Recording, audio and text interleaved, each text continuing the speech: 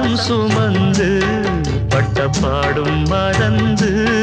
பிள்ளை செல்வம் பிறக்க அள்ளி கையில் எடுக்க